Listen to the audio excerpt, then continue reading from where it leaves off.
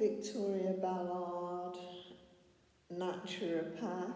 I was an osteopath, but I gave that up because I'm travelling, whereas I can do my naturopathy by YouTube, Skype, and WhatsApp. We're talking today, I'm on my third day of the sardines.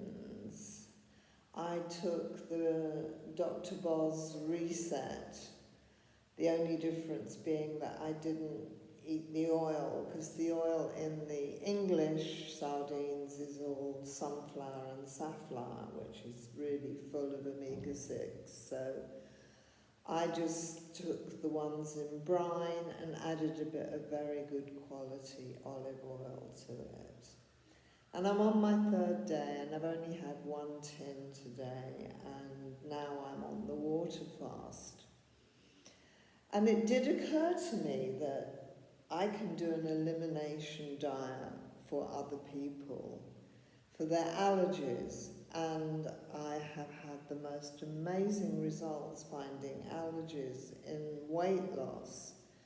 There was one woman who was on 500 calories a day, and she was really overweight, and she was starving herself, and still she couldn't lose the weight.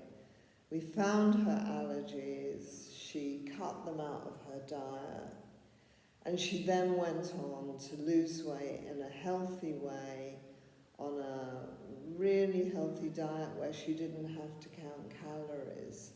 So I found allergies to be quite a big issue where weight loss is concerned, and weight loss is my speciality. Now I've been thinking, what am I going to do with the vegetarians? They're not going to go on my elimination diet. The elimination diet, as practiced by the doctors I was working with way back in the 80s, they were using lamb.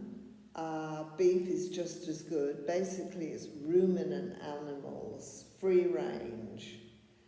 They've got more than one stomach, so they really digest all the grass and turn it into the most amazingly non-allergenic meat.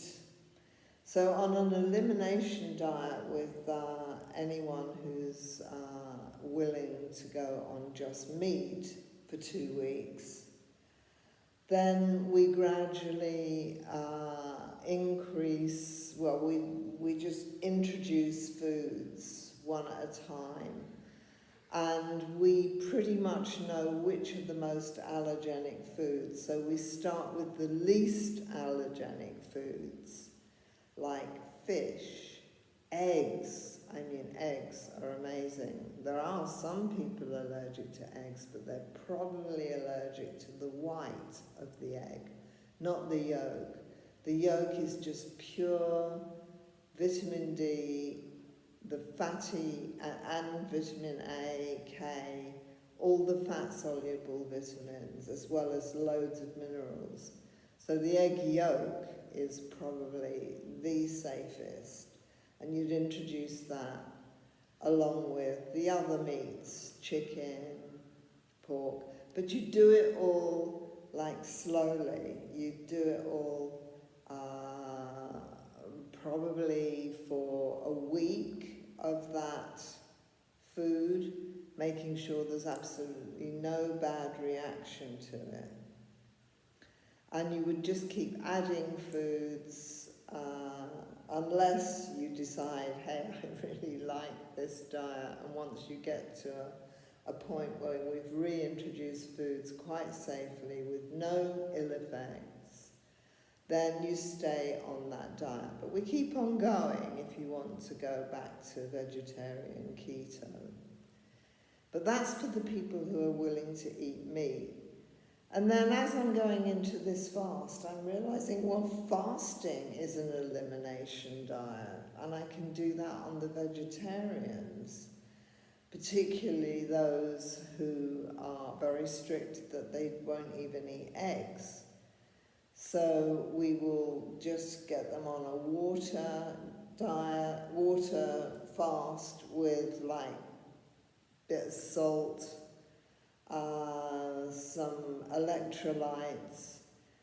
Really, for an elimination diet, they've really got to do it for 2 weeks. So we would build them up to it slowly, starting with 24 hours, then going 42, then going 72, until they're able to fast for 2 weeks.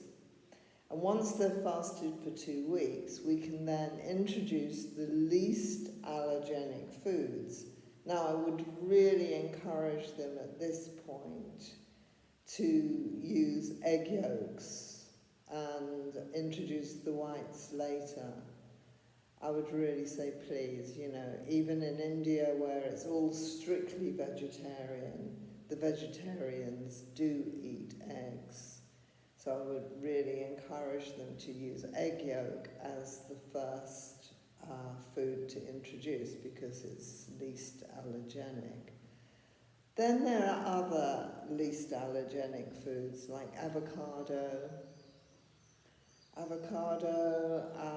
Most of the vegetables can be steamed, and you introduce them one at a time, starting with the green veg, which are usually the least allergenic.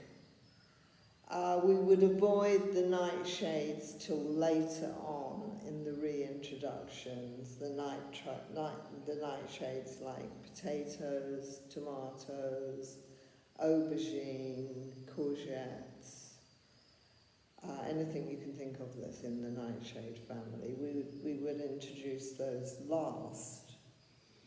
And depending on nuts, some people are allergic to nuts, so we would have to, at some stage, start taking the different nuts and seeing if there's any adverse reaction.